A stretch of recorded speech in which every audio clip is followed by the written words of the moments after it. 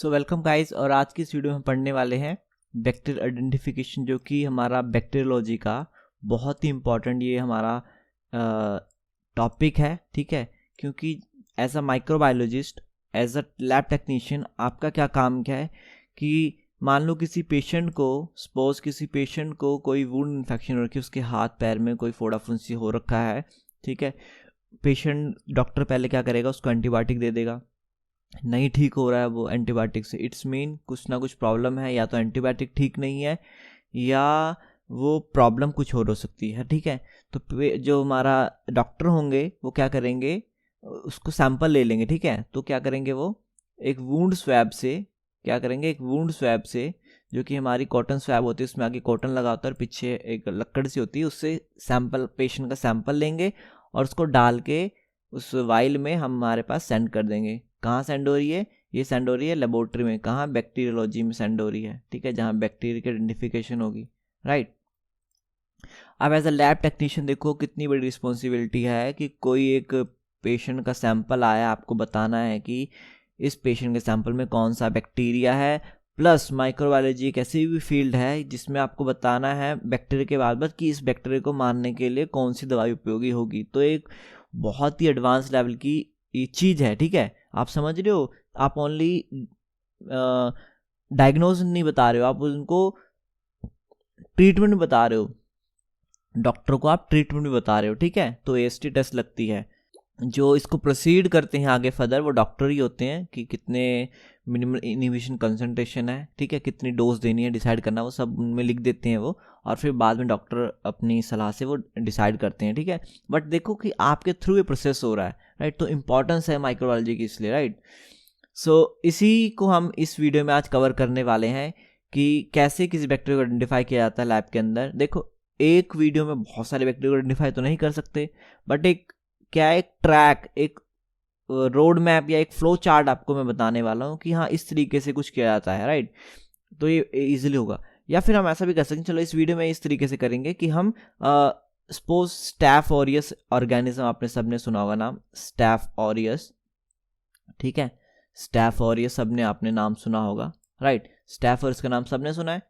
तो इसी को इस वीडियो में हम आइडेंटिफाई करने वाले हैं कि स्टैफ ऑरियस को कैसे हम पता करने वाले हैं। राइट, इंपॉर्टेंट हो जाएगा और इंटरेस्टिंग बनेगा। ठीक है, जिन्होंने ये वीडियो देखी होगी ना, स्टैफ ऑरियस को बैक्टीरिया को पढ़ा होगा, तो इस जो आगे टॉपिक आने वाला है उनको बहुत मजा आएगा, क्योंकि जो उन्होंने देखा है, सुना है, वो सब चीज़ें कोरिलेट करते रहेंगे। ठीक है, और इस वीडियो को देखने से पहले मैं बताऊंगा, ये बोलना चाहूँगा कि कुछ बेसिक वीडियो होती है माइक्रोलॉजी, जैसे कि बैक्टीरिया की क्या शेप होती है।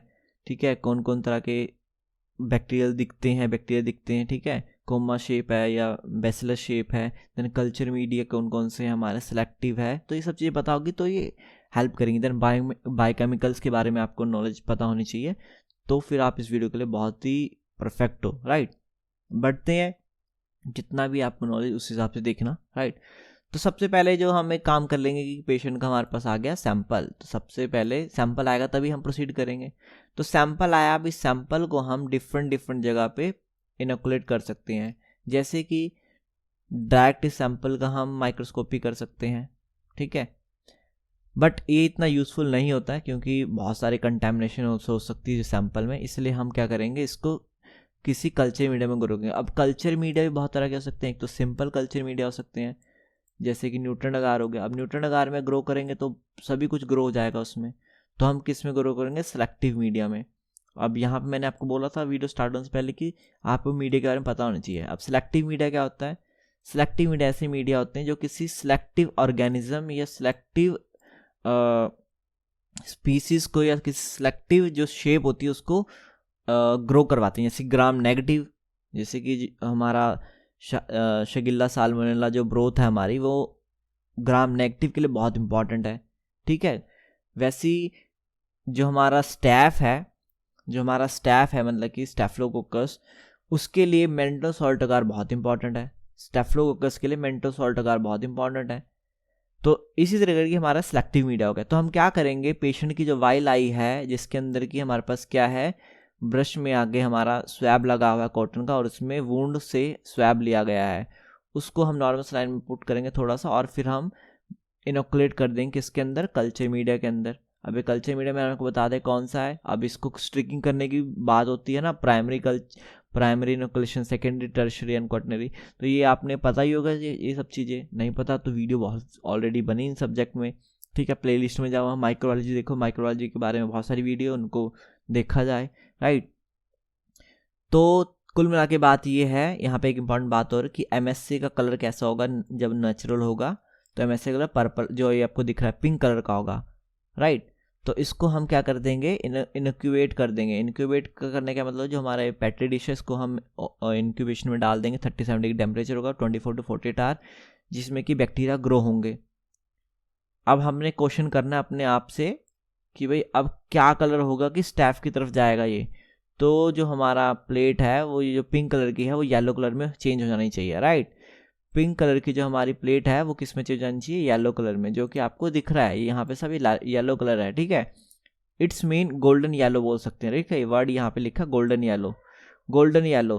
तो हम पूछेंगे कि स्टैफ के लिए गोल्डन येलो होना चाहिए, तो हम अपने आप से पूछ सकते हैं कि गोल्डन येलो हुआ, नहीं, अगर नहीं हुआ तो इट्स मीन स्टैफ ऑरिस नहीं है, अगर हुआ तो ठीक है, एक स्टैफ हमारा पार हो गया। कि एक चीज़ हमको पता है कि स्टैफ जो है वो गोल्डन येलो कलर की कॉलोनी देता है, तो एक पॉइंट हमारा अभी बढ़ चुका है स्टैफ ऑरिस की तरफ।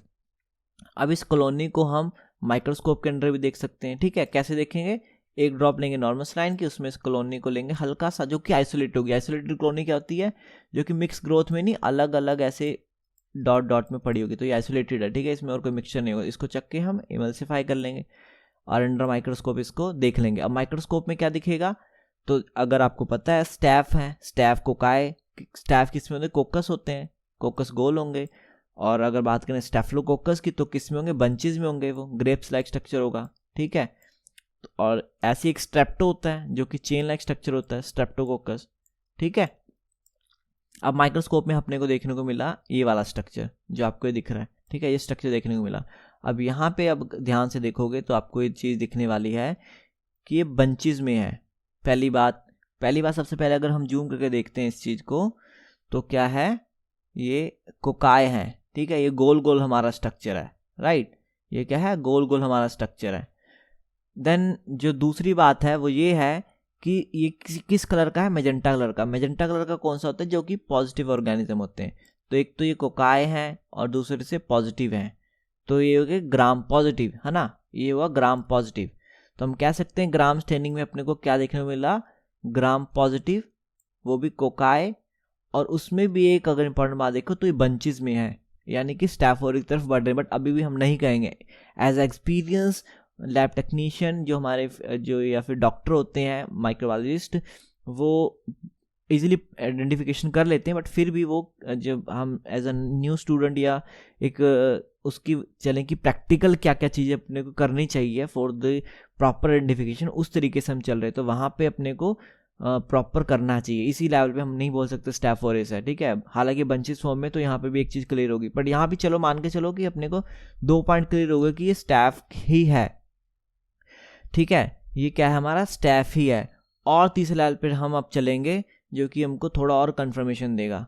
क्या होगा वो, कि हम कैटलेज टेस्ट कर सकते हैं। क्या कर सकते हैं हम, कैटलेज टेस्ट, ठीक है। या फिर देखो इस प्रोसीजर को हम पहले भी कर सकते हैं कि हम सीधा एक कॉलोनी ली अपनी, उसमें हमने एक ड्रॉप नॉर्मल सलाइन डाली और इसमें डाला हमने अपनी जो हमारी ग्रोथ आई है ये, ठीक है, ग्रोथ आई है इसमें डाली। देन इसके ऊपर अब हम जैसी ऑर्गेनिज्म को डालेंगे, ठीक है।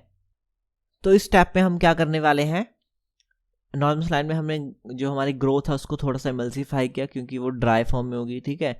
देन उसके ऊपर हम एक ड्रॉप किसकी डाल देंगे, H2O2 की, हाइड्रोजन परऑक्साइड, ठीक है।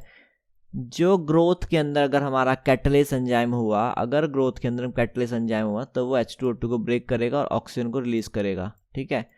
H2O वाटर बनेगा यहाँ से और बनेगा ऑक्सीजन, ठीक है, और बनेगी ऑक्सीजन, और उस ऑक्सीजन के कारण बबल्स देखने को मिलेंगे जो इस पिक्चर में आप देखने को मिल रहा है, ठीक है। तो ये प्लेन है क्योंकि इस बैक्टीरिया के अंदर कैटलेस एंजाइम नहीं होगा, तो ये ऐसे ही रहा, जो कि स्ट्रेप्टो का एग्जांपल है। स्ट्रेप्टो में कैटलेस एंजाइम नहीं होता तो उसमें बबल नहीं बनते, बट स्टैफ में बनते हैं, ठीक है। तो यहाँ पे अपने को देखने में बबल बन रहे हैं, इसका मतलब कि ये अब एक प्रॉपर क्लियर हो गया कि ये स्टैफ की तरफ ही चल रहा है, ठीक है। क्या चल रहा है, पूरी कहानी स्टैफ की तरफ ही चल रही है, राइट। तो अब क्या होगा, हमारा अपने दिमाग में क्वेश्चन पूछ सकते हैं अब हम कि भाई स्टैफ के लिए बबल आने चाहिए, आए या नहीं। तो बबलिंग हुई नहीं हुई, अगर नहीं हुई तो ये स्टैफ ओरियस नहीं है, अगर हुई है तो थोड़ा और आगे बढ़ो। तो अभी तक हमारे पास टोटल कितने पॉइंट होंगे, 3 पॉइंट होंगे जो कि हमको स्टैफ की तरफ बढ़ रहे हैं, ठीक है। बट अभी हमें कंफर्म करना है इस लेवल पे कैटलेस के बाद जो हमारा है, इतना तो कंफर्म हो चुका है हमको कि भाई कैटलेस ये स्टैफ है, ये क्या है, हमारा स्टैफ है, ठीक है। 3 पॉइंट मिल चुके हैं स्टैफ के लिए और ऑलमोस्ट कंफर्म हो चुके कि कैटलेस क्या होगा, जो कोकाए होंगे जो हमको दिखेंगे वो स्टैब भी हो सकते हैं, स्टेप्टो भी हो सकते हैं, बट कैटलेस इसको डिवाइड कर देगा, कैटलेस को डिवाइड करेगा कि ये स्टैप है, ठीक है। अब हम टेस्ट करेंगे कॉगलेस टेस्ट। कॉगलेस टेस्ट भी बहुत इंपॉर्टेंट टेस्ट है। इसमें क्या होता है, जो हमारा प्लाज्मा सीरम होता है, जैसे ही हम अपना एंजाइम लेके आएंगे, ग्रोथ लेके आएंगे, वो इसको क्लॉट कर देगा, ठीक है। वो इसको क्या कर देगा, क्लॉट कर देगा।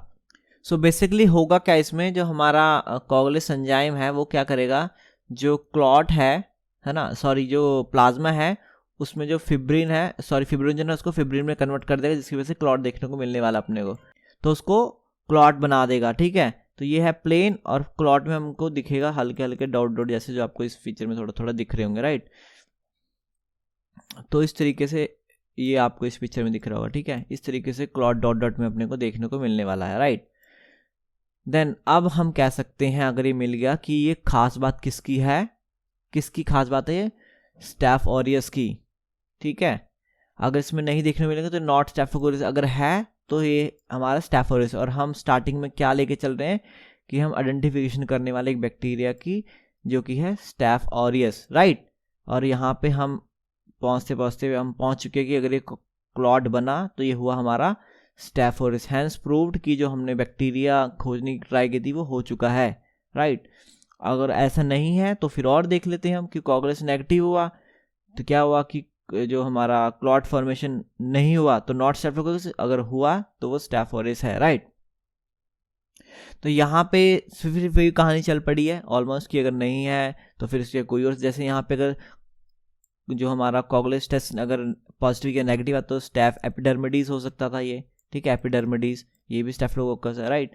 तो कुल मिला के बाद एक और चीज़ है यहाँ पे, ब्लड अगार हेमोलाइसिस, ठीक है। जो हमारी ब्लड अगार की प्लेट होती है उसमें क्या होगा, बीटा हेमोलाइसिस शो करेगा। बीटा हेमोलाइसिस मतलब कि पूरे ब्लड को क्लीन कर देगा। तो 3 प्रकार की हेमोलाइसिस होती है, अल्फा बीटा गामा, ठीक है, अल्फा बीटा गामा। तो अल्फा में अपने को क्या करते हैं, पार्शली, देन बीटा में पूरी, और गामा में कोई हेमोलाइसिस नहीं होती है, राइट। और हम एडवांस लेवल पर जा सकते हैं, बट ये थोड़े कॉस्टली पड़ जाते हैं, तो इजीली लैब में नहीं होते। जैसे कि कंफर्मेटरी टेस्ट के लिए हम डीएनए टेस्टिंग कर सकते हैं, पीसीआर, ठीक है। वो तो क्या करेगी, छोटा सा अमाउंट में अगर स्टैफ होगा तो उसको बढ़ा के बहुत बड़ा कर देगी, राइट। और बढ़ाएगी तब जब उसके अंदर छोटा अमाउंट में स्टैफ ऑरियस होगा, क्योंकि हम खाना ही वो देंगे उसको जो स्टैफ ऑरियस को खा के बड़ा हो, राइट। अगर नहीं तो खाने का मतलब क्या है, उसके न्यूक्लियोटाइड वगैरह देंगे जो कि हमारे डीएनटीपीज होते हैं, राइट, पॉजिटिव। फिर हम एएसटी लगाएंगे उसकी, यहाँ भी ये सबसे इंपॉर्टेंट चीज़ है कि कंफर्मेटरी के बाद हम एएसटी लगा सकते हैं। एएसटी क्या है, एंटी माइक्रो सेंसिटिव टेस्ट, कि हम अपना मोल्टन हिल्टन अगार में ग्रो करेंगे और एंटीबायोटिक लगाएंगे, जैसे कि हमारा साइक्लोस्पोरिन होगी, जो कि कॉमन वैंकोमाइसिन वगैरह होगी, ठीक है। तो हम पेंसिलिन होगी, इन सबको हम लगा सकते हैं, राइट। और फिर वो जितना अमाउंट में उस चीज़ को, वो कॉलोनी को डिग्रेडेड कर रही होगी, वो आसपास से क्लियर कर रही होगी वो एंटीबायोटिक, ठीक है। कहने का मतलब जैसे कि प्लेट है तो इसमें हम पूरे में क्या हो रखा है, बैक्टीरिया ग्रो हो रखा है।